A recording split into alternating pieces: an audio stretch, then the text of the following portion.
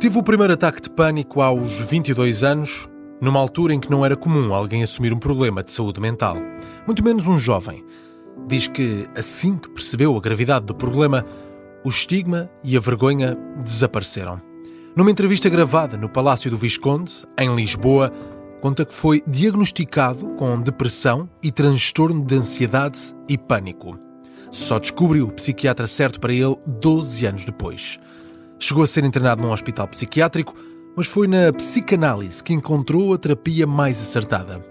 O guionista Henrique Dias é o convidado de Sara Antunes de Oliveira no Labirinto. Conversas sobre saúde mental.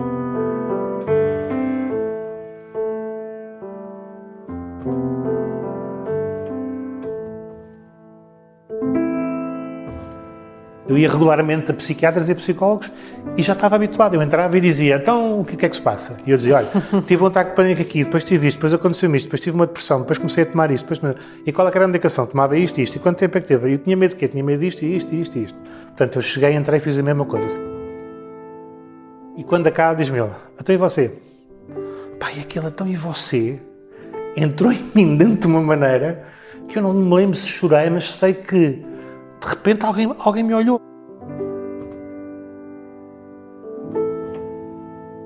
Já não conseguia escrever, já não conseguia fazer nada. Quando se está neste nível de ansiedade e ataques de pânico e depressão, tudo junto ao mesmo tempo, que eu tinha, a mente não para, é uma coisa... O mais que eu queria é que o meu cérebro parasse. O psiquiatra achou que a melhor coisa que tínhamos a fazer era eu ser internado durante um período de tempo. Violentíssimo. Violentíssimo. Tiram tudo, portanto, e fiquei aí. Entregue a pessoas que eu não conhecia, num quarto que para sair tinha que pôr um código, numas portas, cada vez que passava uma porta tínhamos outro código para pôr. Horas para tudo, horas para acordar, ou seja, era um misto de tropa, colégio interno e hospital psiquiátrico. Acho que nunca contei isto publicamente. Vou contar hoje porque acho que pode ajudar algumas pessoas que ouçam isto e percebam que também não é assim é violento, mas há alturas em que é preciso.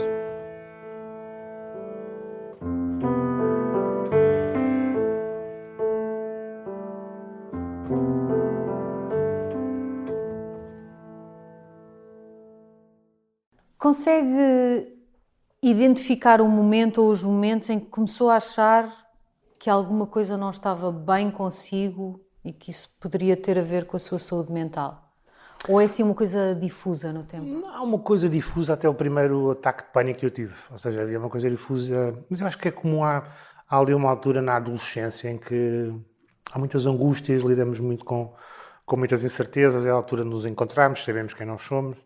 E eu acho que até há uma fase que os adolescentes passam, uma espécie de uma fase meio depressiva, mas que faz parte. A minha talvez tenha sido um pouco mais intensa, mas nada que me fizesse pensar que podia ter algum tipo de problema. Onde a questão se tornou mesmo aguda e não consegui fugir dela foi quando já tinha acabado o curso, tinha 22 anos, estava a trabalhar nas produções fictícias e um dia, que era ali ao pé das Amoreiras, e um dia saio para ir almoçar às Amoreiras, ao centro comercial, e começo a sentir uma ansiedade e umas palpitações no coração, uma coisa completamente estranha. Mas como tinha saído na noite anterior, pensei, isto ainda é ressaca dos copos, uma coisa qualquer, continuei. E aquilo não parava, continuou o coração... A piorar? A piorar-se. E à medida eu ia com o Eduardo Madeira, que era meu colega na altura, íamos a subir da Mãe d'Água para as Amoreiras, para o centro comercial. Eu estava a dizer, pá, não estou bem, o que é que foi? Pá, o coração está a bater muito rápido e suave. Então, mas queres voltar para trás? Não, vamos. E continuei, até que quando ia entrar nas Amoreiras, disse, pá, não, isto não dá, aquela coisa não está bem, deixa-me voltar para trás. E voltei para as produções fictícias. Sentei-me, andava no pátio, tentava ver se acalmava. Além do coração era mais o quê? Era dificuldade em respirar? Não, nesse momento era só o coração a bater a uma velocidade completamente absurda e tudo aquilo era novo para mim, que era a primeira vez que eu tinha tido alguma coisa do género. E portanto é muito assustador. E eu pensei, ok, tenta acalmar, não consegui. E tinha a sensação de que era uma coisa física, totalmente física. Totalmente física, nunca me passou pela cabeça que fosse um mental. Aliás, a primeira coisa que me veio à cabeça foi, isto foi ontem à noite, abusei dos copos e hoje estou... É uma ressaca que está aqui a ter uns efeitos um pouco estranhos. Meto-me num táxi para ir para casa e à medida que estou a ir para casa aquilo não parava e eu digo ao taxista, olha, vamos ao hospital. E entro no hospital convencido que estava a ter um ataque cardíaco, era o que eu pensei, um problema qualquer. Sou visto num hospital, dizem, não, está tudo bem, isso é stress, não há problema absolutamente nenhum. E deram-me um ansiolítico, uma coisa qualquer, e eu fui para casa. Pensei que estava tudo bem. Nunca mais pensei naquilo, nessa noite. Fiz a minha vida normal. No outro Mas dia, fez sentido para si? Estava numa Claro fase que sim, mais de maior claro. stress e mais... Estava numa fase de muito stress. Nas produções fictícias aqui era um ambiente de muito stress, muita competitividade. E pronto, e andava com uma vida noturna muito intensa. E eu pensei, isto pode ser também os meus excessos e tudo mais. Podem ter feito isto. Portanto, nunca me passou pela cabeça um problema de saúde mental. No dia a seguir vou trabalhar e mal estou a entrar nas produções fictícias, senti exatamente a mesma coisa, o coração a bater, e dessa vez já não entrei. Meti-me no táxi e voltei para casa, não fui ao hospital e vim para casa e assim comecei a pensar, isto pode ser outra coisa qualquer. E tento acalmar-me sozinho e tomo os ansiolíticos que o médico me tinha dado e não passa. E então, aí começou-se a instalar um pânico, já é uma coisa completamente diferente. Nem com os ansiolíticos? Não. Portanto, continuava com os mesmos sintomas da Não, véspera? piores, começaram a subir, ou seja, começava a haver aquele medo de morrer, que é a coisa típica do pânico. Que eu vou morrer, parece que o mundo está a acabar. Estava sozinho? Sozinho. Uma energia tremenda que vem, que não consegue sair do nosso corpo. E lembro-me quando eu pedi, toquei na vizinha de baixo, que eu já conhecia há muitos anos, desde os meus 5 anos, toco na vizinha de baixo, ajuda-me que eu não estou bem, ajuda-me que eu não estou bem, e chamam um médico, vou outra vez para o hospital, aí sou medicado de uma forma um pouco mais violenta, e a coisa também durou ali mais de 2, 3, 4 dias em que eu estava mais calmo devido à medicação. E pensei, pronto, ok, isto sabia lá on the back of my mind, isto pode ter sido um problema mental, mas tenta sempre afastar essa ideia, não sei porquê. Stress, um momento, uma fase... E não é, ou seja, com 20 e poucos anos, mesmo que nos passe pela cabeça que temos um problema de saúde mental, isso aos 20 e poucos anos, e naquela altura, nos anos, no início dos anos 2000, não era uma coisa que nós quiséssemos assumir perante ninguém. E então eu próprio para mim dizia, não, isto é outra coisa qualquer. Claro, depois com essa medicação mais forte, a coisa continua a escalar, e lembro que na altura estava com a minha namorada na altura a conversar sobre isto e a dizer que eu não aguento isto é muito estranho, e de repente tenho um ataque de choro quando estou a falar com ela. E ela diz, eu acho que já sei o que é que se passa contigo, porque ela tinha tido já uma depressão. E diz, vou-te levar a um médico que ela conhecia, fui a um psicólogo, que me disse, não, o que se passa consigo é transtorno de ansiedade e pânico e uma depressão e vai ser medicado por uma depressão. E foi primeiro um choque tremendo, mas como é que isto me acontece a mim, com aos 22 anos, somos indestrutíveis, somos os reis do mundo e estamos cá para suportar tudo e mais uma coisa. Como é que isto me acontece? Depois a estranheza, depois a imagem que se tem do doença mental é horrível, com 22 anos. E tenho que marcar isto bem. Naquela altura, nos anos 2000, a imagem que se tem das doenças mentais era uma coisa que tinha um estigma absolutamente brutal. E fico em casa, medicado, fortemente medicado, e foi uma coisa nessa primeira altura, eu acho que ainda não tomei antipsicóticos nessa altura, mas foi uma coisa já muito grave. Eu lembro que tinha dificuldades em sair de casa. E sem, antes de chegarmos aí, e sem outros sinais que não essas crises de pânico e esses ataques agudos de pânico, ou seja, se não tinha dado por eles antes, mesmo depois não conseguiu olhar para trás e ver nada. Outros sinais? Zero. Absolutamente nada. Nada. Isto aconteceu tudo no espaço Aqueles de um mês. sinais típicos de depressão, não é? Uma pessoa quando pensa em depressão pensa um estado mais abatido, mais triste, mais... E Zero. dormia bem? Dormia perfeitamente, fazia uma vida... Tinha uma vida social muito, muito intensa, dormia pouco por isso, não porque não conseguisse dormir. Não tinha absolutamente nenhum indício de nada, talvez, lá está. Ali na fase da adolescência, a parte depressiva que qualquer adolescente tem fosse um bocadinho mais carregada, mas era quase uma coisa perfumática, digamos assim. Não entendo muito aquilo como se fosse algum sinal já do que eu viria a ter. Foi realmente em um mês. E quando vai... Um mês. E quando vai essa consulta... Com o psicólogo já. Com o psicólogo. Quando vai essa consulta, vai achar o quê? Que alguém lhe vai dizer, oh Henrique, não é nada disso, claro que não tem problema nenhum. Isto é uma coisa simples. Eu, a partir do momento em que tive o ataque... percebeu... Foi quando tive o ataque de choro, a explicar à minha namorada o que estava a sentir. Estou muito ansioso, mas ainda não havia tristeza. Estou muito ansioso, não consigo coração.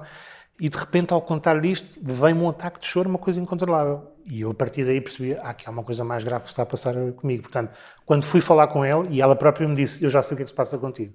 Ela disse-me aquilo com uma segurança que deu para perceber que ela percebe o que eu estou a sentir.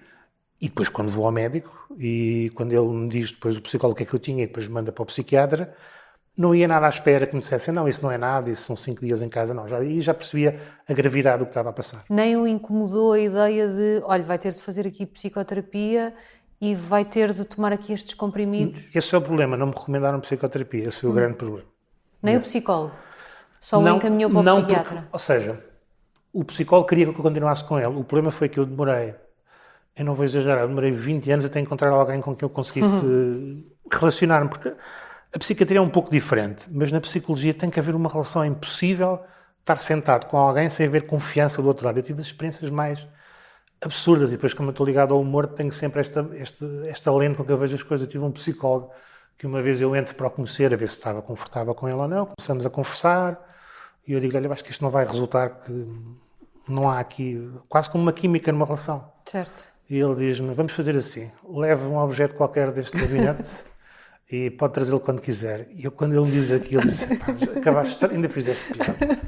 Estas coisas de banha da cobra, ou seja, infelizmente, é o mais difícil que eu, no meu processo todo, o mais difícil foi encontrar as pessoas É certas. difícil acertar à primeira, Muito ou à difícil. segunda, ou à terceira. É muito difícil encontrar as pessoas certas por duas razões. Primeiro, como em todas as profissões, há profissionais que não são grandes profissionais, e depois, dentro dos que são grandes profissionais, temos que encontrar alguém que se consiga relacionar connosco.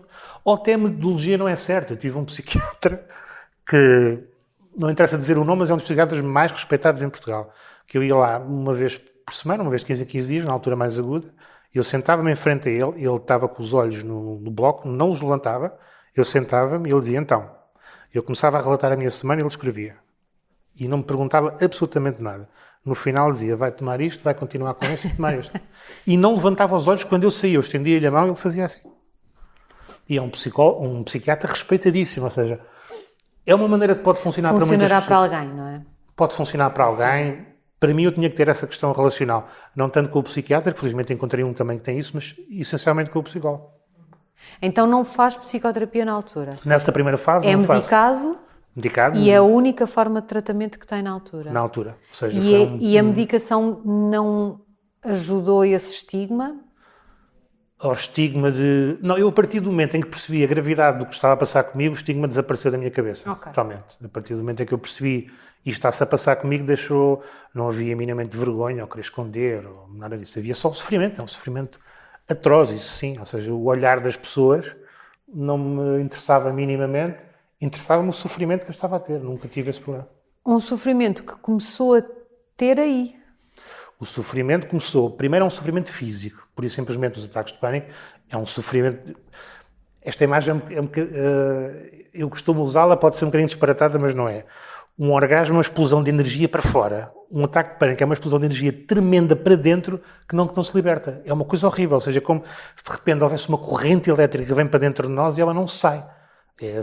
Aquela ideia do fugir. Parece que vamos implodir, não é? Parece que vamos implodir, ou seja, é uma coisa profundamente... É doloroso fisicamente dentro de nós. Tirando a questão de eu vou morrer, o que é isto, como é que isto passa. E essa questão física foi o que eu tinha na altura e depois, quando... Esse era o sofrimento puramente físico. Quando eu me habituei, digamos, a isto, passou a haver um sofrimento psicológico, e é aquela velha questão. Porquê é que isto não está a acontecer a mim? O que é que vai ser de mim? Porquê eu? Isso é um sofrimento tremendo. Como é que eu vou sobreviver? Como é que eu vou ganhar dinheiro? Isso é um sofrimento, mas que eu via mais como uma análise que eu fazia de mim, não como o resultado do olhar dos outros. Isso nunca... E que fazia sozinho ou fazia em conversa, por exemplo, com a sua namorada ou com algum amigo? É impossível. Eu acho que isso é impossível. Eu acho que, sim, a socioterapia é uma coisa que está mais que provar, ou seja, temos um bom grupo de amigos, ajuda imenso, conversar, mas é um processo que temos que fazer sozinhos, não vale a pena que os outros estejam connosco e ajuda muito. Ou não partilhou muito? Não, eu tentei partilhar, mas não estavam. E eu não fiquei magoado com nenhum deles. Dos meus amigos todos, provavelmente houve um que conseguiu estar ao meu lado, os outros não conseguiam, mas não era por não gostarem de mim. É que é muito estranho e muito difícil. Eles viam uma pessoa que conheciam há 20 e tal anos, que de repente andava de mão dada para andar, eu andava muito calmamente, porque estava a tomar medicação fortíssima, um olhar vago e completamente perdido, a minha voz arrastada, tudo isto para uma pessoa que me conhece desde os 5, 6, 7 anos, é violentíssimo e eles não sabiam lidar não sabiam lidar. Não sabiam lidar e eu não levo a mal nenhum deles. Houve apenas um que soube lidar-me e que me fazia uma coisa que era pegava em mim aos fins de semana, levava-me para uma casa que ele tinha em Azeitão e passas lá comigo com os meus pais. E aquilo que, para quem visse de fora, eu não estava a absorver nada daquilo, aquilo fez-me um bem e estou-lhe agradecido o resto da minha vida. E depois, a nível profissional, eu estava nas produções fictícias, que é o que nós fazemos é lidar com o humor. E houve ali pessoas que pegaram naquilo e fizeram personagens a gozar com o estado em que eu estava, o que é violentíssimo na altura, mas eu percebo, éramos umas crianças e também não havia o cuidado que há com a saúde mental. Eu um dia estou em casa e vejo uma personagem que era a Henriqueta, feita pela Maria Rueff, que era uma personagem que estava sempre a tomar comprimidos. Era baseado em si. Aquilo foi... Como é que lidou com isso? Foi violentíssimo. Estava em casa e foi violentíssimo, mas depois com o tempo eu passei e disse, pá, se calhar se eu estivesse lá faria o mesmo. Mas foi continuou violento. a trabalhar? Não, depois nessa altura deixei de lá ir. Okay. Não conseguia, não. Aquilo foi mesmo violento ao ponto de eu estava dependente, não como... No ponto de vista psicanalítico, depois fiz psicanálise, foi quase como uma regressão à infância, estava dependente de uma série de coisas. Mas estava nesse estado em parte também por causa da medicação, mas a medicação estava a funcionar para controlar a ansiedade e o pânico? Estava, e depois foi um processo gradual de ir baixando a medicação e eu começar a habituar-me a voltar um pouco à vida, isto sem apoio terapêutico, só com uma espécie de, sei lá, de intuição, de habituação. Não faço ideia do processo como é que eu fiz, mas foi um processo que fiz sozinho, não sei muito bem como. E fui largando lentamente a medicação. Tem ideia em quanto tempo? Em cerca de 6 meses. Fui largando a medicação, fui voltando paulatinamente a começar a trabalhar, começar a estar com as pessoas, mas tudo muito lentamente. De um dia para o outro eram avanços mínimos. E sentiu que as pessoas no trabalho o receberam da mesma maneira ou sentiu aquilo que às vezes acontece muito, que é as pessoas olharem e pensar não, quando eu se calhar voltei, não podemos pressionar aqui muito o Henrique. Não, quando eu voltei mesmo às produções fictícias, lá está, o facto de nós trabalharmos com o humor e sermos todos irresponsáveis, que faz parte da nossa natureza no humor, não senti isso.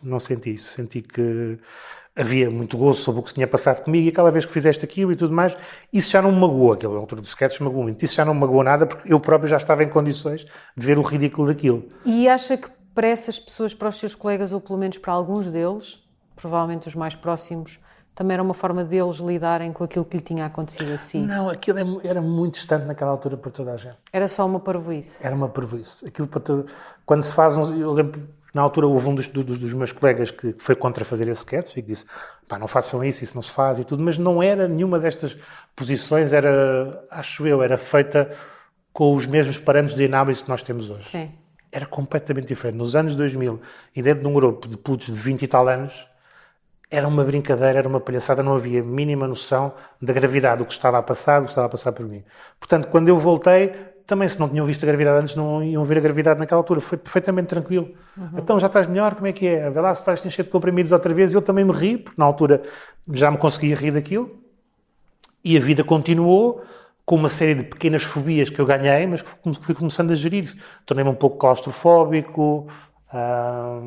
Pronto, tinha algumas coisas que eu ia gerindo, mas a vida tornou-se funcional. Há aquele critério de várias doenças psiquiátricas que é a intensidade, duração e funcionalidade. A funcionalidade foi tranquila, a intensidade também foi naquele momento, desapareceu, e sim, a duração foi longa, mas em coisas muito pequenas, ou seja, eu conseguia funcionar normalmente. Quem não me conhecesse e quem não tivesse uma relação para contar estas coisas, estava comigo e não se percebia que eu tinha estas pequenas batalhas a vencer, mas muito curtas, não tinha nada a ver. Mas ficou mais atento? Não, super atento, esse é o problema, fiquei hiper alerta. Eu entrava numa sala de teatro e via imediatamente onde eram as portas para sair, entrava numa sala de cinema, também tentava ficar sempre mais próximo da porta de saída, que eram coisas, lá está, essas sim eu tinha vergonha e tentava que as pessoas não percebessem. Com o passar do tempo as pessoas vão percebendo que não são... Não é por acaso? Não é por acaso, mas fiquei super alerta e super atento a uma série de coisas, mas como consegui ir fazendo a minha vida normal, a coisa foi andando normalmente e eu pensei, isto está a aparecer, isto está a desaparecer, ou então isto é uma coisa que eu vou ter-me a habituar a viver desta maneira. E a dada altura chegou a pensar que está resolvido? Não, nunca. Ou nunca chegou a esse momento de eu já estou bem? Não, foi sempre, o que eu fazia foi tirar aquilo for the back of my mind, punha aquilo para trás das costas e fingia que não estava a acontecer. Quando eu tinha que lidar, por exemplo, entrar numa sala de teatro e ter que lidar com para onde é que eu saio agora, aí sim, pronto, és este Henrique. A partir do momento em que estava em situações normais, eu fazia de conta que aquilo não existia, enganava-me a mim próprio. Mas não tinha crises? Não, nunca Nessa mais. fase, não teve nenhum ataque de pânico entretanto. Quando é que percebe que ainda há aqui um problema para resolver? A coisa vai continuando, ou seja, vão continuando estes pequenos sinais e depois há uma altura que, por questões pessoais, há uma escalada outra vez da ansiedade, do ataque de pânico, e esses pequenos evitamentos tornam-se, em vez de ser o evitamento do cinema, tornam-se o cinema e tornam-se outra coisa qualquer, depois o evitamento de... Ou seja, chegou a um ponto que eu não conseguia estar sozinho, que era-me difícil sair à rua, mas isto foi tudo num crescendo ao longo de meses, anos. Essa é uma ideia interessante, não é? Os evitamentos. Eu começo por evitar isto e daqui a pouco já estou a evitar tudo. Foi isso que foi acontecendo ao longo desses anos. Foi. E o quê? Ficou-se isolado em casa? Tinha que estar sempre, era muito difícil sair, e depois eu lembro de uma altura em Madrid, que entrei num hotel, e o quarto do hotel deu-me ansiedade, e este quarto está-me a dar um ataque de ansiedade, não pode ser este quarto. E mudámos de quarto para outro hotel, para outro quarto. Entrei no segundo quarto, 20 minutos passado, não, esta janela é muito grande, está-me a dar ansiedade.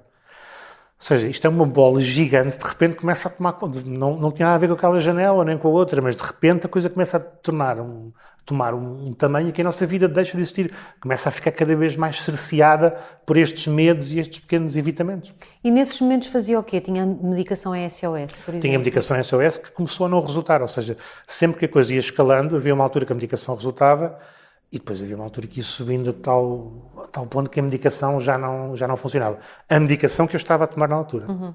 Que ainda era a mesma... Era ainda estava, que tinha feito, que tinha da SOS, até eram fazer uns ansiolíticos, antidepressivos já não estava a tomar, porque entretanto a questão da depressão tinha desaparecido. Eram só uns ansiolíticos que eu ia tomando, depois ia aumentando as doses, e depois nessa altura a coisa foi escalando, foi quando descobri o meu psiquiatra que até hoje me acompanha. Porque deixou de ir ao mesmo, Deixei. mudou de psiquiatra e encontrou um psiquiatra que fez o mesmo diagnóstico? Que fez o mesmo diagnóstico, mas entrou e tratou-me como uma pessoa. Essa é a grande diferença, não foi um paciente. Isto é relacional, ou seja, eu tenho esta teoria, já podemos escalar mais à frente, que eu agora faço psicanálise, e cheguei à conclusão que esta questão da saúde mental é uma questão relacional, a minha relação comigo e a minha relação com os outros, tudo o resto são sintomas. Sim, tenho que tratar os sintomas, obviamente sem a medicação eu não estaria onde estou hoje, mas na verdade ou se trata a causa disto tudo, que é uma coisa muito mais profunda, ou então andamos aqui a pôr pensos rápidos, até de repente haver um corte mais fundo que o penso rápido não dá, e a infecção alastra e vamos por aí fora. O que é que foi diferente? Na primeira consulta com o novo psiquiatra, o que é que foi diferente? Em termos práticos, presumo que também tenha sido, isto não é só medicação. Não. Eu lembro perfeitamente o que é que foi. Coisa. Eu estava tão habituado a ir a psiquiatras e psicólogos, porque isto, eu estou a falar desde os 22 anos até aos 34, por aí, quando eu encontrei o psiquiatra onde estou. Portanto, eu ia... 12 anos? Sim. Eu ia regularmente a psiquiatras e a psicólogos e já estava habituado. Eu entrava e dizia, então, o que é que se passa? E eu dizia, olha, tive um ataque de pânico aqui, depois tive isto, depois aconteceu-me isto, depois tive uma depressão, depois comecei a tomar isto, e qual é que era a medicação? Tomava isto, e quanto tempo é que teve? Eu tinha medo de quê? Tinha medo disto, e isto. Portanto, eu cheguei, entrei e fiz a mesma coisa. Sentei-me no sofá e ele, então... Diga-me lá, eu começo a fazer o número todo muito, já com muita pouca esperança que resultasse, e quando acaba diz-me ele, então e você? Pá, e aquele, então e você? Entrou em mim dentro de uma maneira que eu não me lembro se chorei, mas sei que de repente alguém me olhou, ou seja, eu não sou um paciente, sou o Henrique, então é você. Não é uma doença? Não sei. Porque descreveu um doente e de repente estão-lhe a perguntar por si. Sim, a doença faz parte de mim, não tenho problema nenhum com isso, mas as pessoas essa doença está dentro de uma pessoa, essa questão de verem a pessoa é que raramente vê. Quando ele me disse, então e você? Aquilo demorou um tempo, aquele sketch do Computer Says No, demorei um bocadinho a coisa entrar, então e eu? E depois pensei, espera lá, ele quer saber de mim. E eu comecei-lhe a falar da minha vida, das minhas relações, dos meus pais, do meu trabalho, das minhas angústias, e lá está. Comecei a falar do que é o âmago de todos nós, que é os nossos medos, as nossas ansiedades, as nossas aspirações, os nossos amores, os desamores, tudo isso é que nós somos. Aquilo que na verdade nos empurra para um lado ou para o outro. Exatamente. E comecei-lhe a falar disso tudo. E ele começou a falar disso. E tivemos ali imenso tempo. Ele tinha outro paciente a seguir que disse, que pediu para ser um pouco mais tarde. Porque disse, o seu caso é sério, eu disse, é um caso sério, eu preciso de falar um pouco mais consigo. E ficámos a falar e tudo mais, e ele passou a ser ele a medicar-me, passei a ser acompanhado por ele, e as coisas começaram não a melhorar, mas eu senti que estava a ser bem acompanhado. E falei-lhe ele na altura, falámos a questão de fazer psicoterapia ou psicanálise, o que é que seria. Ele disse, vamos deixar isso para você tomar essa decisão, porque a metáfora que ele me deu da psicanálise é absolutamente brilhante e certeira. Ele disse, porque na altura comecei a perceber, e ele também me estava a levar para ali, que tinha que fazer mais alguma coisa. Ele disse, olha, pensa na psicanálise como você é uma cômoda gigante e de repente vão abrir as gavetas todas e pôr a roupa toda cá fora. Enquanto a roupa toda cá fora, Henrique, vai ser um sofrimento tremendo, você não vai andar perdido, e é perigoso no seu caso, porque aquilo vai lhe dar um sofrimento tremendo. No momento em que você começar a guardar as coisas nas gavetas e fechá-las, você vai sentir um alívio, uma coisa fantástica. A perspectiva dele é que era preciso desarrumar tudo para poder começar a... Que a psicanálise fazia isso. Era a perspectiva dele. Que era, ou seja, porque neste momento... Mas ele achava que precisava disso? Ele nunca foi muito... Nunca deixou a decisão totalmente consigo? Totalmente. Eu perguntava-lhe e ele dizia sempre a decisão é sua. Porque é difícil fazer. É muito difícil. É muito difícil. E essa questão é verdade, porque, na verdade, nós construímos um edifício, se quiseres outra metáfora, nós somos um edifício feito e pode estar torto, mas ele está feito. Para o pormos direito, temos de destruí-lo e voltar a construí-lo. Essa parte da desconstrução é ficar perdido no mundo, mas pronto, já lá vamos. Já lá vamos. E, entretanto, quando eu começo com ele a fazer a medicação, as coisas vão... A medicação era muito diferente? Era muito diferente, muito diferente. Mas a coisa não melhorava, ou seja, eu sentia mais apoiado por ele e sentia que ele sabia exatamente o que eu estava a fazer e explicava-me o que estava a passar comigo, mas fui subindo a um ponto que já estava a tomar antipsicóticos, já estava numa coisa mesmo muito, muito violenta. E conseguia ser funcional nessa altura? E já não conseguia escrever, já não conseguia fazer nada. E uma coisa que me marcou muito foi, quando se está neste nível de ansiedade e ataques de pânico e depressão, tudo junto ao mesmo tempo, que eu tinha, a mente não para, é uma coisa... O mais que eu queria é que o meu cérebro parasse, porque eu não conseguia parar. E nem com os medicamentos ele parava? Foi com nenhum, a não ser com os antipsicóticos. E era uma altura que diz, olha, Ricardo, a partir daqui só há uma coisa, mas é muito violenta. Eu disse, o meu cérebro tem que parar, senão eu vou ficar louco.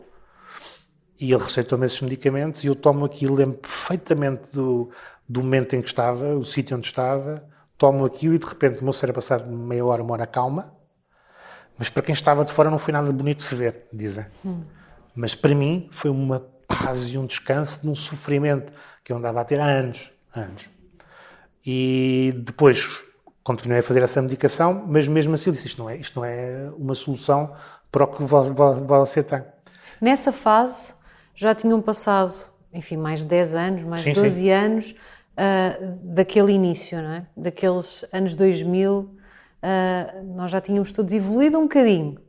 A relação com os seus amigos, ou a informação que dava aos seus amigos, às pessoas à sua volta, mudou de alguma forma ou ainda era cedo? Era estranho porque, se bem que da primeira vez foi o que é que lhe aconteceu e não conseguirem lidar, da segunda vez eu já tinha uma sentença. Ok. Já estava sentenciado, já não era uma coisa tão estranha. Pronto, ele já teve a sentença, porque eu tive os dois grandes momentos que eu me fui abaixo, foi nessa altura, da primeira vez nas produções fictícias, e esta que eu me estava a aproximar agora. Esta que eu me estou a aproximar agora, para ele já não foi uma surpresa, era a sentença que eu já tinha. Portanto, olha, lá está o Henrique. Aconteceu outra vez. Aconteceu outra vez. Portanto, já não foi tão violento, não é que soubessem lidar, mas já havia ali uma espécie de uma empatia diferente. Quando eu digo empatia, não é que eles não gostem de mim, eu percebo, e não é que as pessoas... Uma capacidade de se ligar. Exatamente, e aquilo é... Eu pondo-me do outro lado, na verdade o que acontece é que as pessoas têm medo que lhes aconteça a ele. É isso. Por isso é que nós fugimos das doenças e das pessoas doentes, claro. Não é? No fundo é esse medo. E então, como eu estava a contar, começo a fazer essa medicação mais forte, e aí, mesmo assim com essa medicação forte, eu não estava, ou seja, não estava a fazer o caminho de volta ao meu eu normal, como eu fiz com os outros medicamentos, e eu na altura tinha uma psicóloga, indicada por o meu psiquiatra, que tinha feito a formação em Inglaterra e que era muito cognitivo-comportamental. E o psiquiatra achou que a melhor coisa que tínhamos a fazer era eu ser internado durante um período de tempo, porque tinha mesmo de ter uma intervenção intensiva durante algum tempo. Porque aquilo não estava a funcionar para travar aquela fase não mais estava, aguda. E todo o ambiente à minha volta também não. Ou seja, quando chega a um certo ponto, a pessoa precisa de ser cuidada primeiro que tudo, e mais do que ansiedade, precisa de uma intervenção intensiva. Quando eu digo intensiva, é todos os dias.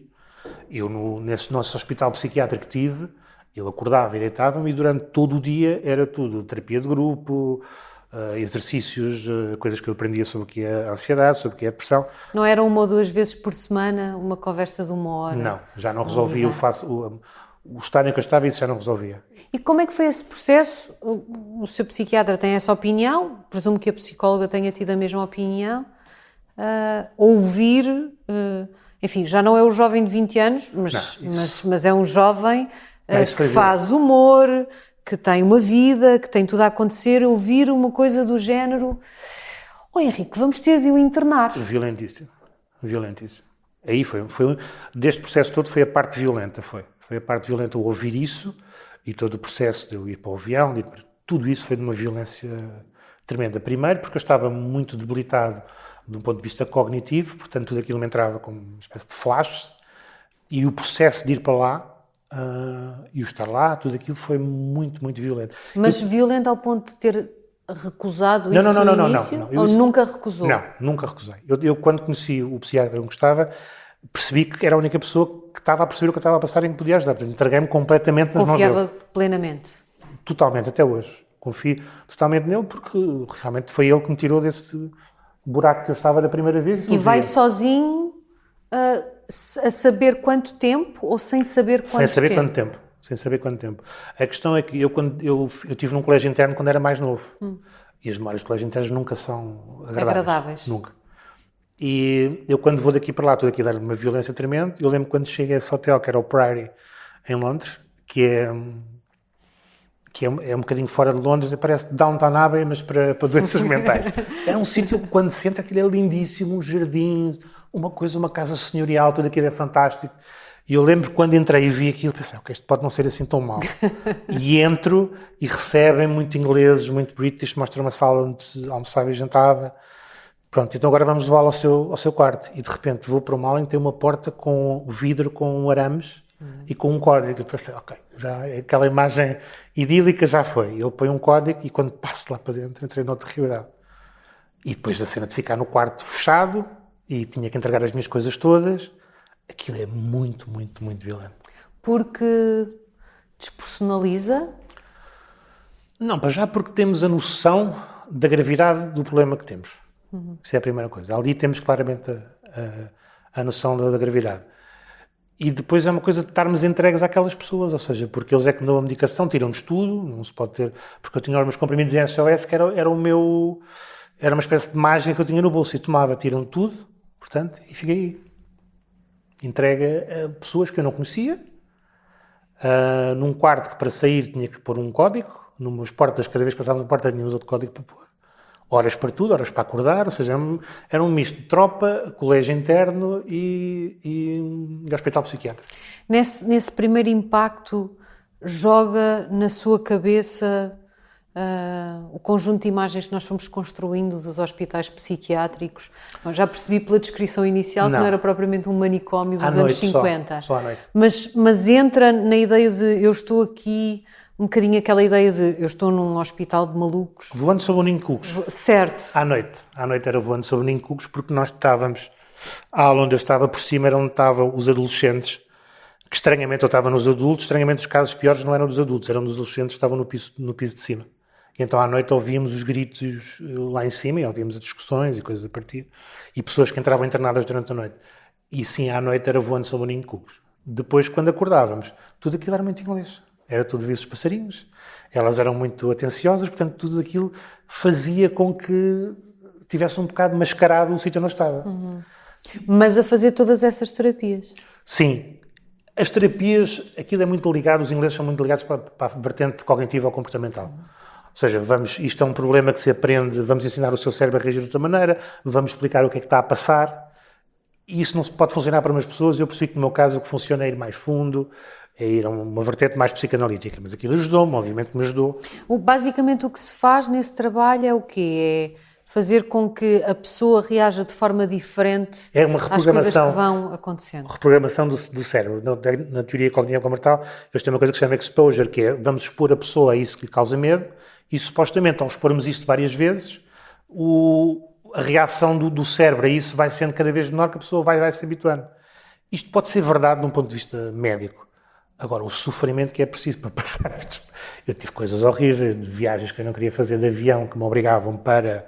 Não, tens que fazer isso para vencer esse medo. E eu fiz uma viagem para a Espanha uma vez, que foram 2 horas de um ataque de pânico, um vinha e acabava. Os ataques de pânico duram 3 minutos, no máximo. 3 minutos de ataque de pânico, 2 minutos eu consegui respirar, 3 minutos de um ataque de pânico, e fui assim durante 2 horas.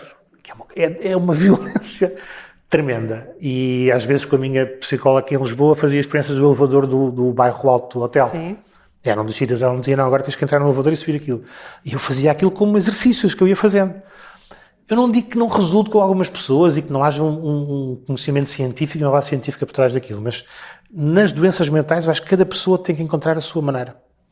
E a minha não era aquela. Portanto, a única coisa que me ajudou no Prairie foi ver que ao nível dos adultos, não falo dos que estavam em cima dos adolescentes, o meu caso era grave, mas também não era assim tão grave. Eu vi coisas com...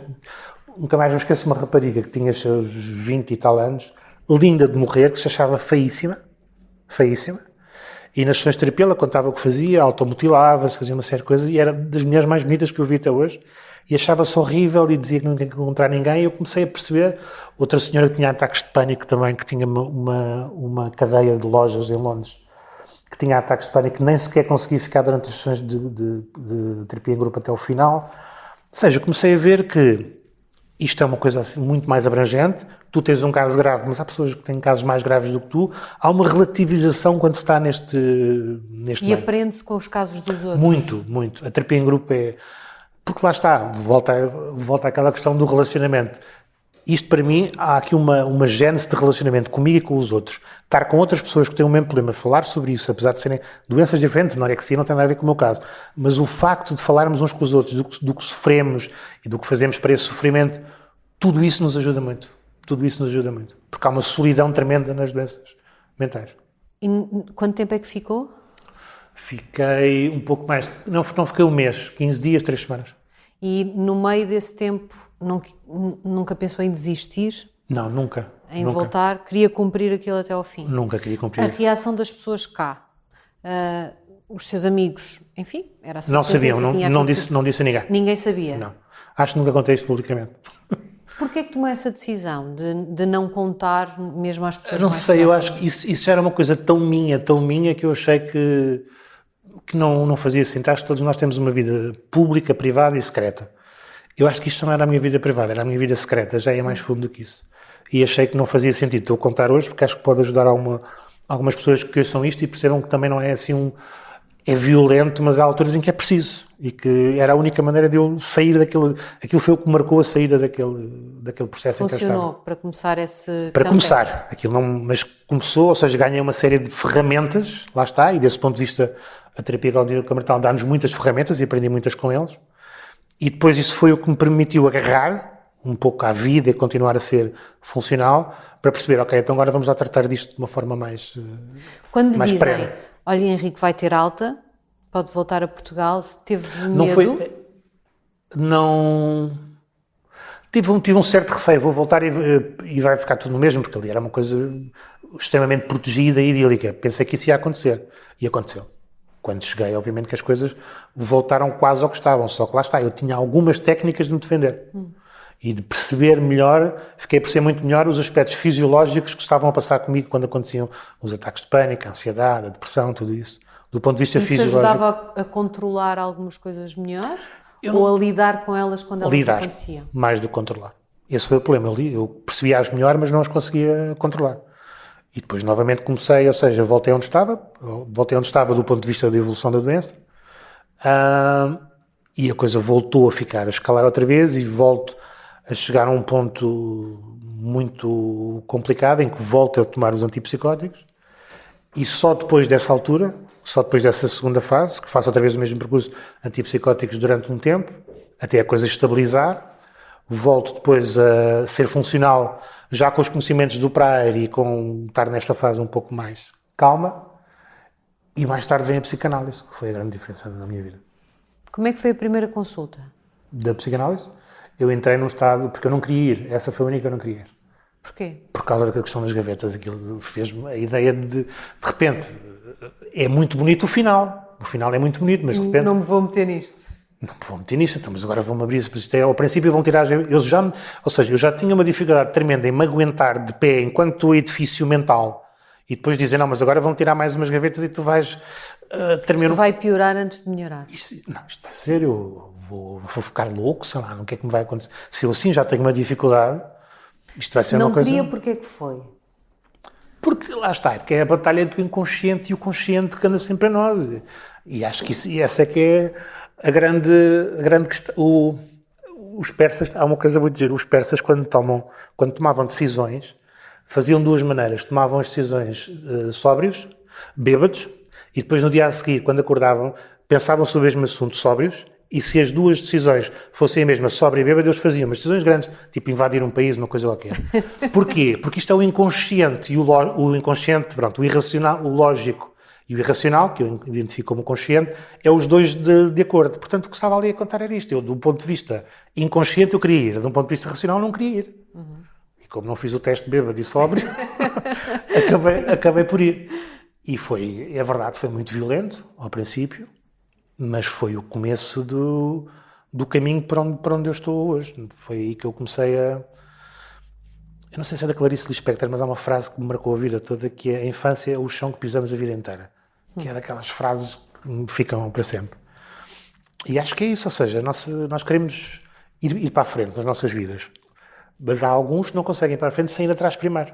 E eu tive que ir atrás. Tive de estar em paz com uma série de coisas que passaram comigo, tive de estar em paz comigo.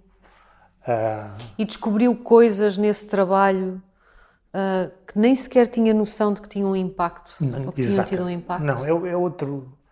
Ou seja, descobri aquelas coisas que eu lidava a pensar, isto é disto, isto é daquilo, ou seja, não tem nada a ver com isso. De repente entra-se num campo completamente diferente, que se lida muito com o simbólico, em que há aquela imagem muito caricatural da mãe, Sim, isso também existe, mas é muito mais do que isso. Às vezes tenta-se reduzir a psicanálise a... Sim, no final a culpa é dos pais, Sim, adeus e boa pronto, tarde. Isso é o... Sei lá, como é que É isso muito mais que isso. Muito mais do que isso. Isso é reduzir... Sei lá, é reduzir um jogo de futebol ao penalti. Pronto, é muito mais do que isso. Aquilo tem... Eu, se tivesse que resumir aquilo, nós tiramos do caminho a nós para podermos ser aquilo que queremos ser. Ou seja... Eu quero ir eu quando vou à psicanálise e quando estou lá, ainda estou hoje, o objetivo para mim é tirarmos a nós do caminho para continuarmos a fazer aquilo, deixar de me preocupar comigo. Porque eu durante muito tempo se ocupava comigo, com os problemas que eu tinha, agora tenho ansiedade. Eu quero tirar-me a mim da equação para poder ser um bom marido, um bom pai, um bom argumentista, o que quer que seja. E isso primeiro nós temos que resolver a nós. E é isso que a psicanálise faz. Agora, ir buscar só a questão da mãe, ou do pai, ou das infâncias, ou dos traumas, sim, isso está tudo lá, mas é muito mais do que isso. É uma conversa connosco, e é uma conversa connosco moderada por alguém, que nos ajuda a conversar connosco.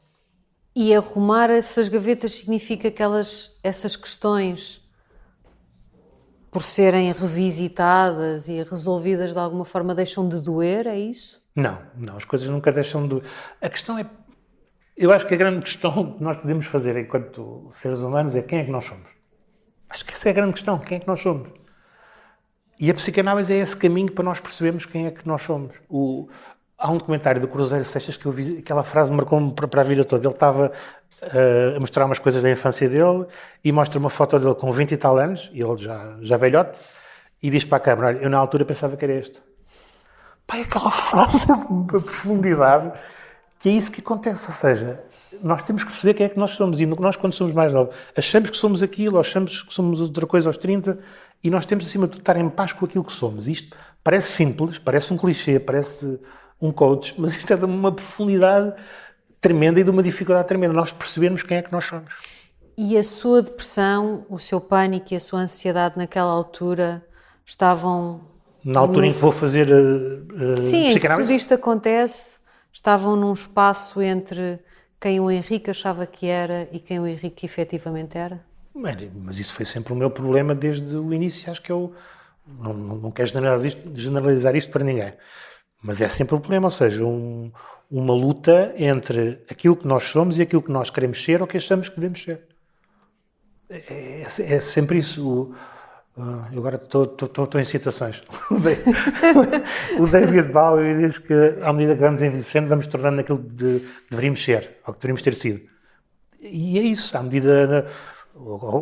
todo este meu processo ajudou, mas também a idade ajuda um pouco. Eu acho que há uma luta muito grande entre o que nós queremos ser para a sociedade, porque nos exigem, entre o que nós achamos que devemos ser, que nós temos sempre em alta conta. E, na verdade, às vezes, a maior parte das vezes, não somos assim tão especiais. E, não, eu não sou rancoroso. Se calhar és, mas nunca admitiste que és.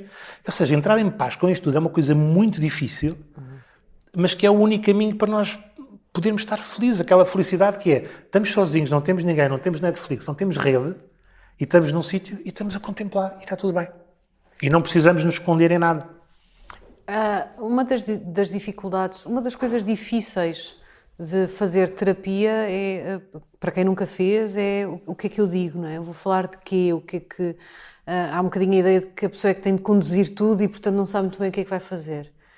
Não dá ainda mais medo na psicanálise de não saber Mas para que é que se vai? Mas é importante esse medo. Só para fazer a distinção, para quem não sabe, na terapia não psicanalítica está-se sentado como nós estamos e vamos falando cara a cara. Na psicanálise está-se num divã, não se está a ver a pessoa que está a falar connosco. O que é que isso faz? Faz com que, na verdade, o diálogo seja muito mais connosco e aquela voz acaba por ser uma voz meio etérea, e isso faz com que nos libertemos mais e vamos para um campo mais simbólico. Também não temos de estar a olhar para a cara da pessoa. Exatamente, isso é a primeira coisa, que há uma espécie de julgamento logo que está a vir quando estamos contra a pessoa. Ali não há julgamento absolutamente nenhum e abre-nos o campo para o simbolismo e para uma série de coisas. Mas agora perdi-me a tua pergunta, desculpa. Se não dá mais medo. Estava a dizer que o medo é muito importante também nisso, não é? Dá mais medo, porque até essa questão de chegarmos lá e pensarmos agora o que é que eu vou dizer. As primeiras sessões foram muito conturbadas, porque eu estava numa fase muito agitada, muito aguda, e que foi muito difícil até para o meu psicanalista, foi muito difícil para ele. Mas quando o processo se estabilizou, o silêncio faz parte. Eu chegar lá um dia e não dizer nada e estar deitado, isso faz parte, isso tem um significado. Isso acontece por alguma razão. Porque no diálogo consigo não estava calado. Ou porque há alguma coisa que eu tenho para dizer e não quero dizer, ou porque me sinto vazio, ou porque tenho vergonha de dizer aquilo que estou a pensar. Há sempre uma razão. Durante quanto tempo é que fez psicanálise? Continuo a fazer. Mas naquela fase em que... Naquela fase aguda fazia 3 vezes por semana, que é uma coisa perfeitamente inaudita. Não, isto foi mesmo hardcore, foi tudo hardcore. Agora consigo à distância perceber o quão hardcore foi. Foi 3 vezes. Este foi o meu ar de julgamento. Exatamente. Não, mas foi. E foram 3 vezes por semana. Depois passei a 2 vezes por semana, durante muito tempo. E agora faço só 1 vez por semana, mas já estou nisto há mais de 10 anos. E, portanto, continua a desarrumar ou continua ainda a arrumar tudo o que desarrumou? Não, ou seja, eu acho que as gavetas já estão todas no sítio. Agora anda a afinar várias coisas aqui e acolá, mas isto é um trabalho, lá está. O que é que pode acontecer? Eu sei que cada vez que tenho momentos de... Eu tento manter muito uma espécie de higiene mental, que também é importante. As pessoas, quando falam em saúde mental, ignoram 3 coisas muito simples, que é dormir bem, comer bem e fazer exercício. Que é aquela coisa básica que as pessoas... Está bem, mas... E começou a fazer isso na altura? Sim, comecei. O ginásio foi muito importante para mim. Ter algumas regras, por exemplo, vou acordar, eu acordo, tomo um pequeno almoço, vou passear nas minhas cadelas e não olho para o telemóvel, mesmo que esteja a coisa mais importante a acontecer naquele dia. Não faço. A coisa de acordar e pegar no telemóvel, tudo isso para uma pessoa como eu, que sei que tem estas tendências para acontecer certas coisas, não posso fazer e ajuda-me imenso. Uhum. E houve essas coisas de higiene que eu fui aprendendo a ter para não sentir a pressão, porque o trabalho que eu faço tem muita pressão, ou seja, ter uma folha em branco, ter que entregar um texto, ter que ter graça, ou ter que acabar um guião, é pesado, ou seja, isto tira-se sempre um pouco de nós para o trabalho que se está a fazer. Portanto, eu tive que arranjar maneiras de me proteger. Agora, o trabalho que eu faço hoje em dia em psicanálise já não é tão intenso como aquilo que eu fazia no início, mas há sempre na altura, questões... naquela fase aguda, quanto tempo demorou a, por exemplo, voltar a trabalhar? Portanto, é internado, depois volta... Eu, quando sou internado, volto, a medicação, e foram mais 6 meses. Eu sou muito regular. Foram 6 meses outra vez. São pacotes sempre fixos. E voltei a trabalhar. Eu tenho uma capacidade de trabalhar, ou seja, tenho que estar mesmo muito mal. Até agora foram 2 vezes que não aconteceu, quando tinha nas produções esses 6 meses que não trabalhei, e depois nos meus 35, 33, tive 6 meses também sem trabalhar. Depois nas alturas estou a trabalhar, mas com Ou seja, é o dobro do esforço para conseguir sair alguma coisa, porque a minha mente está um pouco adormecida, as coisas saem, mas o resultado para quem está ali do outro lado não vai perceber. Para mim, conseguir fazer aquela página foi o dobro do esforço. O dobro do esforço. E depois, quando comecei com a psicanálise, foi exatamente o contrário. A minha mente libertou-se. Eu acho das coisas melhores que eu fiz, sei, não tenho problema nenhum com as coisas que fiz antes, mas eu acho que as coisas melhores que eu fiz foi depois de ter começado a fazer psicanálise, porque a mente liberta-se de uma série de constrangimentos, de coisas que não se quer dizer, coisas que não se quer tocar, tudo isso deixa de fazer sentido. E o trabalho contribuía mais como essa pressão para entregar e para ter graça e para fazer... Ou também funcionava o humor como uma forma de salvação e de Terapia. Ou seja, o que é complicado nisto é quando se está a fazer 3 projetos ao mesmo tempo, 2, e o prazo é muito apertado. Isso é pressão, é um stress como em qualquer trabalho. Agora, um trabalho normal em que eu estou a fazer, eu estou a fazer uma série, estou a escrever um programa e tenho os meus prazos de entrega. Aquilo é a minha terapia e eu já percebi que eu me identifico... O trabalho é uma coisa muito identitária para mim. E depois o humor está muito ligado às pessoas... Costuma dizer que as pessoas depressivas que perguntam: estás ligado ao humor? Tens alguns traços depressivos? A verdadeira pergunta não é essa. O Alain de Botton, uma vez num podcast, fizeram-lhe essa pergunta. Ele disse: não, a pergunta verdadeira não é essa. A pergunta é se a pessoa que está ligada ao humor teve alguém na família, pais ou um pai ou uma mãe que era depressivo. Porque aí é que nasce o humor, como forma de reagir a isso. Se a pessoa depois se torna depressiva ou não é outro campeonato. Mas normalmente...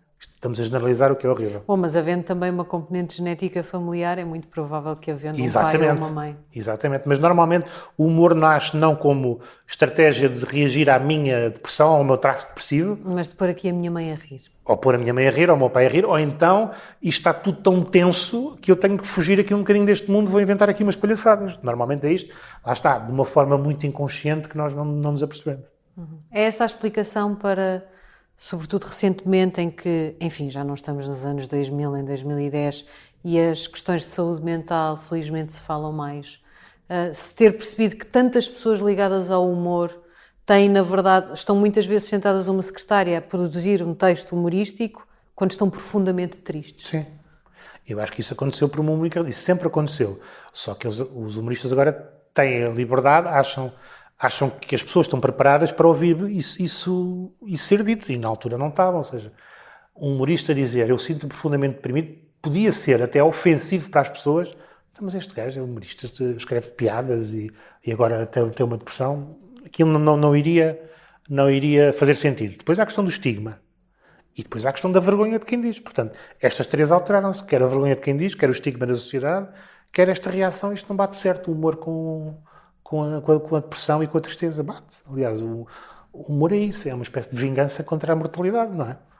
E a mortalidade é não vou dizer o derradeiro dos sofrimentos, porque provavelmente, quer dizer, em alguns casos não se sofre, mas é um sofrimento constante que anda sempre cá dentro de nós. Olha, isto vai acabar. Portanto, é uma vingança contra isso. Portanto, o humor e o sofrimento estão sempre muito próximos. Muito próximos. E já teve momentos, neste tempo que passou, de pensar: eu já estou bem, ou nunca cai nessa tentação de achar que já está bem? Porque eu não quero estar curado. Eu não quero estar curado, porque, ou seja, estas questões do curado... Não quero no sentido de ser um objetivo, não é? Não, porque não é só isso, porque há um certo desequilíbrio na minha profissão. E o estar curado, às vezes, também pode ser... Não me estraguem aqui. Sim, eu percebo que eu tenho um certo desequilíbrio. Eu não olho para as coisas da mesma maneira que as outras pessoas e eu não quero perder isso. Agora, eu quero conseguir fazer isso de uma forma feliz e saudável, que eu não conseguia. Ou seja, é isso que acontece. E, mais uma vez, eu acho que a lógica disto tem a ver com uma lógica relacional interna e externa. Eu quero estar bem comigo e bem com os outros. Quando não estava bem nem comigo nem com os outros, ou quando não se está bem consigo nem com os outros, aí é que é o problema. Isso é a coisa que eu aspiro, é estar bem comigo, estar contente com aquilo que eu sou, mesmo não esteja contente, estar consciente daquilo que eu sou, que já é difícil, e estar bem com as outras pessoas que estão à minha volta. Agora, se isto é curado, se não é drogado, se isto é... Depois vamos dizer naquelas pessoas do normal, o que não é normal, eu não faço ideia. Eu quero estar bem comigo e estar bem com as pessoas à minha volta. Eu já percebi ao longo destes anos da minha vida onde é que os infernos onde se pode ir, os falsos paraísos onde se pode ir, esses caminhos todos. Acho que a única baliza e o único barómetro para isto, tirando as questões práticas, como falámos na psiquiatria, que é ser funcional ou não, a intensidade e a duração, como critério para uma doença mental. Eu vou para uma coisa um bocadinho mais abrangente e mais profunda para mim, que é estar bem numa coisa relacional, estar bem comigo e estar bem com os outros. E a salvação é o quê? É se aproxima um ataque de pânico, ou se aproxima uma situação que o leva a relembrar esse tempo que passou, saber como reagir, ter estratégias para reagir, essa é que é a salvação, mais do que essas coisas deixarem de acontecer? Ou seja, se me acontecer alguma coisa hoje em dia desse género, e às vezes, há pouco quando falávamos do praia, a minha ansiedade subiu. Mas pronto, subiu. E não estou à espera que agora possa contar esta experiência 500 vezes e nunca tenha ansiedade. A questão é que não disparou por uma forma absoluta porque eu estou mais em paz com aquilo que passei. Agora, obviamente que foi traumático, obviamente que é uma coisa que cria ansiedade, como várias coisas na minha vida me criam ansiedade. Mas não estou à espera de viver sem ter um ataque de pânico daqui a uns dias, ou de ansiedade, ou ter um princípio depressivo. Pode acontecer, é menos provável. Neste momento é muito menos provável. Mas pode acontecer. Mas não vive também sempre a olhar por cima do ombro. Não. Essa questão, isso era horrível. Isso era a pior coisa que eu tinha, essa hipervigilância. Isso desapareceu. Desapareceu porque, lá está, por causa desta rotina, da mesma forma que nós cuidamos do corpo, da aparência, hoje em dia também de uma forma muito exacerbada, eu aprendi a cuidar da minha mente também. E não é só ir fazer psicoterapia, ir a um psicanalista, é pequenas coisas, é fazer férias quando podemos fazer, é pegar nos cães um dia que estamos chateados e passear, é pegar na minha mulher e me jantar, porque hoje não me interessa de nada, é desligar o telefone, e não quer saber. Estas pequenas coisas nós achamos que não são nada, são tanto. São tanto. É ter um alarme no TikTok que tenho que ter. A partir de não sei quantos minutos do TikTok eu pus um alarme, ele diz-me, já estás há não sei quanto tempo, e eu desligo. Porque eu também não concordo com aquela história de não, agora não podemos fugir das redes sociais. Não, nós estamos, há um juízo, eu sou direto, a minha formação é jurídica, e havia um juiz americano que dizia que devia haver uma pena para as pessoas que podiam ser julgadas por não viverem o tempo em questão. Devia ser uma pena. A pessoa não viver o tempo em questão devia ser um crime. E eu concordo com isso, aquela questão, não, vamos afastar disso, isso faz, não, as coisas estão cá todas, como provavelmente a imprensa quando surgiu também dizia, não, tu lês jornais, isso dá-te cabo da tua noção da realidade, a rádio, a televisão, tudo. Vamos conviver com redes sociais, com esta velocidade que nós temos, que é completamente diferente, agora vamos aprender a defender-nos, não é? Não nos vamos entregar a isso, é tirar o melhor que as coisas estão. Eu aprendi muita coisa no TikTok. Aprendi muita coisa no TikTok, inclusivamente coisas de pequenos exercícios de respiração na altura de saúde mental, coisas desse género, aprende-se, ou seja, é só ter essa questão de ter uma espécie de higiene mental, acho que isso é muito importante. Obrigada. Nada.